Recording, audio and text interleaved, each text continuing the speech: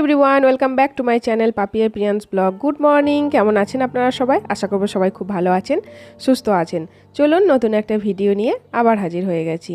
আর ফুল দেখি কি মনে হচ্ছে বলুন তো, সুন্দর না? আপনারা অনেকেই কিন্তু প্রায় কিছুদিন ধরে কমেন্ট করছেন আমার বাগানের একটা ভিডিও দিতে।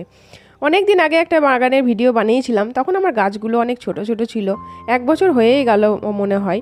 তো ভাবছি আবার একটা বাগানের ভিডিও বানিয়ে আপনাদের সাথে শেয়ার করব।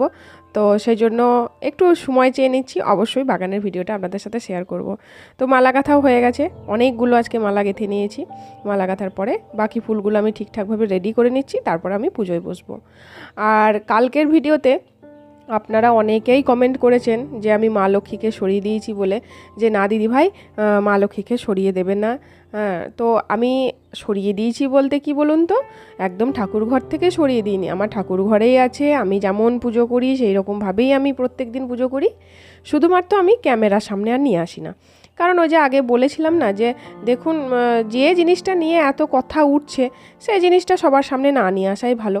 তবে আপনারা অনেকেই বলেছেন না কেন নিয়ে আসবে না, অবশ্যই নিয়ে আসবে, যেমন তুমি পুজো করো সেই রকমভাবেই পুজো করবে। তো সত্যি কথা বলতে প্রায় প্রচুর কমেন্ট আসে জানেন তো এই ব্যাপারটা নিয়ে, দুটো মা লক্ষ্মী রাখতে নেই। তো সেই জন্য আমি শুধুমাত্র ক্যামেরার সামনে আনছি না, বাকি আমার ঠাকুর ঘরেই আছে মা লক্ষ্মী। আমি আমার পুজো যেমনভাবে করে থাকি প্রত্যেক দিনে পুজো, সেইভাবেই কিন্তু আমি পুজো করি। চলুন এবার আমি গোপালদেরকে স্নান করিয়ে নিই। আর স্নানের জলটা রেডি করে নিয়েছি, কিছু ফুলের পাপড়ি, একটু অগুরু, সব কিছু দিয়ে একদম ভালো করে একটা স্নানের জল রেডি করে নিয়ে আমি গোপালদেরকে কিন্তু স্নানটা করিয়ে নিচ্ছি।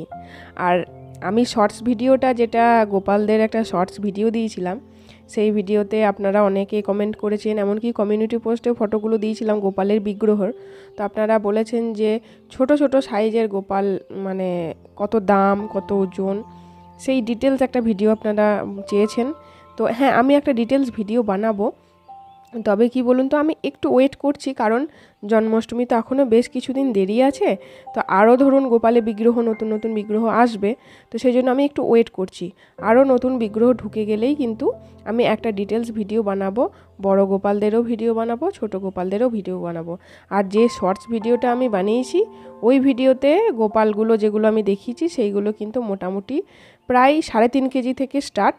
3.5 কেজি ওজন, একটা ছিল 5.5 কেজি, একটা 4.5 কেজি, এরকম ওজন ছিল। ওগুলো অনেকটা বড় বড় সাইজের গোপাল। আর আমাদের এখানে পিতলের, কাঁসা পিতলের ওজন ঠিক আমি এখন বলতে পারছি না, তবে এখন নাকি শুনেছি কাঁসা পিতলের দাম বেড়ে গেছে। আর পিতল মনে হয় আমাদের এখানে এখন 1270 টাকা করে না কত টাকা করে কেজি বলছিল সেদিন আমার মনে হয়। আমি সেটা জেনে আপনাদেরকে আবার ভালো করে ডিটেলসে আমি বলবো। তবে আপনারা অনেকেই বলেন যে আমাদের এখানে সব জিনিসের দাম বেশি। সত্যিই তাই, জানেন তো, জেনে শুনেও কিন্তু দাম বেশি, সেটা জেনেও কিন্তু সব জিনিস নিতে হয়।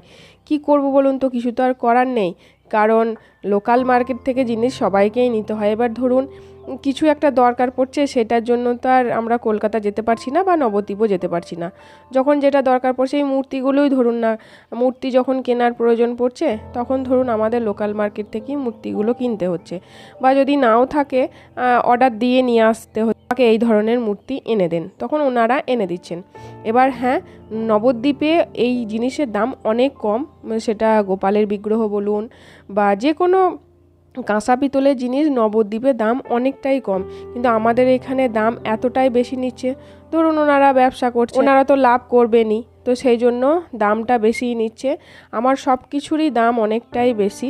তবে নবদ্বীপে যদি আপনারা যান, আপনারা যদি নবদ্বীপ থেকে মূর্তি বা যে কোনো জিনিস যদি আপনারা কেনেন, অনেক কমে পড়বে।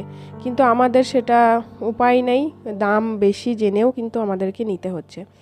1270 টাকা ধরুন, 1300 টাকা করে কেজি যদি হয় পিতলের ওজন, তাহলে আপনারা কমেন্ট করে জানাবেন যে আপনাদের ওইদিকে কত টাকা করে কেজি। তবে অনেকেই কমেন্ট করেন যে 700 টাকা কেজি, অনেকেই বলেন 670 টাকা কেজি, এরকম আমাকে অনেকেই কমেন্ট করে জানান। তবে এবার আমাদের এখানে যেমন ওজনের দাম নেই, সেই রকমটা আমি আপনাদেরকে বললাম, বাকিটা আপনারা আমাকে জানাবেন। চলুন, গল্প করতে করতে প্রায় অনেকটা পুজো কিন্তু আমার হয়ে গেছে। এখানে আমার গোপালদের পুজো করা হয়ে গেছে, তারপরে এখানে আমার রাধা মাধবের পুজো হয়ে গেছে।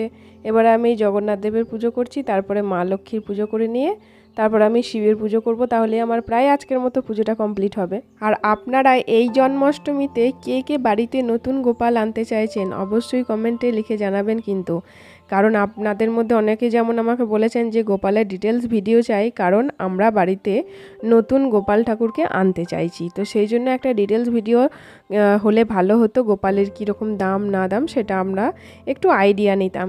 তো সেই জন্য বলছি, আপনারা কে কে নতুন গোপালের বিগ্রহ বাড়িতে আবার আনতে চাইছেন অবশ্যই কমেন্টে লিখে জানাবেন যে নতুন নতুন গোপাল সোনাদের বিগ্রহ কি আপনারা বাড়িতে আনতে চাইছেন।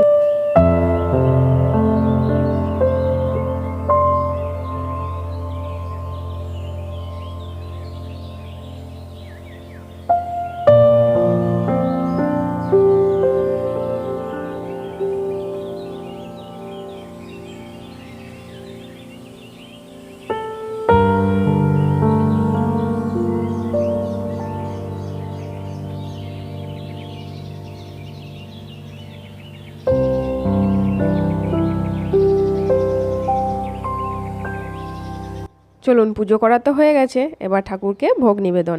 আর এই তরমুজটা দেখছেন, এটা আমার বাড়ির গাছের তরমুজ, বাড়িতে লাগানো তরমুজ। তো হ্যাঁ, সত্যি হয়তো বাজারে যেমন কিনতে পাওয়া যায় সেই রকম হয়তো খুব একটা লাল হয়নি, তবে কিন্তু এই তরমুজটাও কিন্তু খুব মিষ্টি। তো বাড়ির গাছের ফল, সেইটা কেটে ঠাকুরকে দেব, এর থেকে আনন্দ আর কি হতে পারে, তাই না? তো বাড়িতে বেশ কিছু তরমুজের গাছ লাগানো হয়েছিল, তার মধ্যে থেকেই কিছু কিছু তরমুজ মাঝে মধ্যে তুলে ঠাকুরকে ভোগ হিসাবে দেওয়া হচ্ছে। তো বাড়িতে প্রায় মোটামুটি আম, তরমুজ এগুলো লাগানো হয়, যতটা পারা যায় ততটা লাগানো হয়। বাকি সব ফলের গাছ তো আর বাড়িতে হয় না, মোটামুটি যেগুলো হয়, শশা যেমন বাড়িতেই লাগানো থাকে, শশাটাও বাড়ির শশাই হয়। তো এরকম কিছু কিছু ফল বাড়িতে লাগানো হয়, সেগুলো ঠাকুরকে ভোগ হিসাবে দেওয়া হয়। তো চলুন, এই ছিল আজকের ভিডিও। আর ভিডিওটা বড়ও করছি না, অনেকটা বড় হয়ে গেছে। এবার আমি আরতি করে নিচ্ছি, আরতি করে নিলেই আমার আজকের মতো পুজো কমপ্লিট। তো কেমন লাগলো ভিডিওটা অবশ্যই বলবেন। যদি কিছু ভালো লেগে থাকে তাহলে প্লিজ লাইক, কমেন্ট, শেয়ার করতে ভুলবেন না, আর চ্যানেলটা অবশ্যই সাবস্ক্রাইব করবেন। চলুন তাহলে আজকের মতো আসি, আবার দেখা হচ্ছে পরের ভিডিওতে। ততক্ষণের জন্য সবাই সুস্থ থাকবেন, ভালো থাকবেন, টাটা।